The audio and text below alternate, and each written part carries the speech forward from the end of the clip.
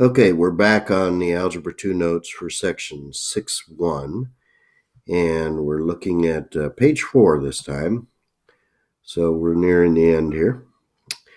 And this problem is similar to the previous two. You're going to need your TI-84. A big difference here, let me point out a few things. Well, we want to pay attention to the fact that they want a cubic model here.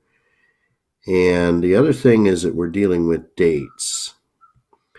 When you have dates, you have to treat the x values a little differently. So you're going to call the first date x equals 0.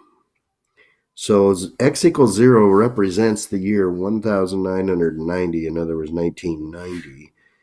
And so 2000 is 10 years later, and we can fill in the rest of these here. You might just, for instance, look at the 2005 figure. If you take 2005 minus 1990, that's 15. Okay, you want to clear the RAM.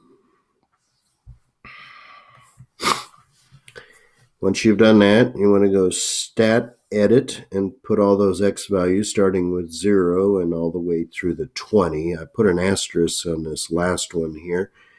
The reason I did that is you can see there's no y value down there, so don't use that x value till the end of the problem. We don't want to have a list with more x's than y's. So put in 0, enter, 10, enter, 15, enter, and 20, enter once you're on list 1. And then starting with 118 and ending with 125, fill in the other side, the L2 side.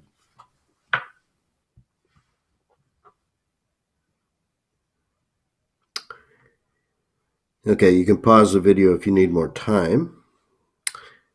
But once you're done, you want to go to the Y1 key and up to the plot one and turn it on by hitting enter. And then when you hit zoom 9, you should see a picture similar to this. Now, let me show you why we would use a cubic one on here. It tells us to, but if it didn't, you can see that a parabola would go up and turn back down, but this goes back up again.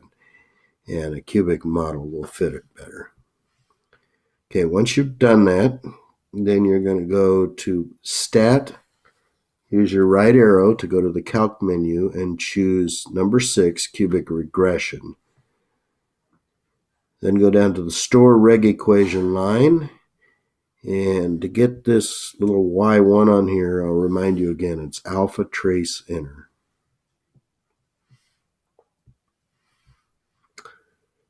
And go to Calculate, and you'll get the following result. It'll display a little differently on your calculator, but this is how you write it down on paper. Please notice that I've rounded my numbers to 2 decimal places. Now the final step here is to find this missing value when x is 25. So we're going to go second table settings and put it in ask mode, and then go second table. Type in 25 and you'll see the y value of 144.25 pop up. Okay, some practice from some of the things we learned earlier in these notes. We're supposed to simplify the expression into standard form and classify it by degree first and by number of terms second. So in this first example, you can probably tell that I distributed the negative sign. I'll tell you where I see the most mistakes right there. But a negative times a negative is a positive. And then you consolidate your negative 5x and your negative 8x, and part A is done. By degree, this is quadratic. That's part B. And there's 3 terms, which makes it a trinomial. Okay, I'll just uncover these and let you read them yourself.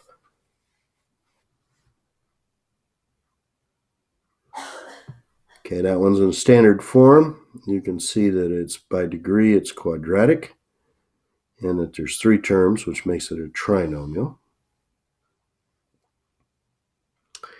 And the last problem of the notes here, I'm going to distribute the 3x and the negative sign. On the next stage where we're simplifying, you can see that those two terms cancel out. And then we're going to classify by degree. This one's cubic because of that third power. And there's 3 terms left in the final answer, so that makes it a trinomial. And that does it for the notes for section 6.1.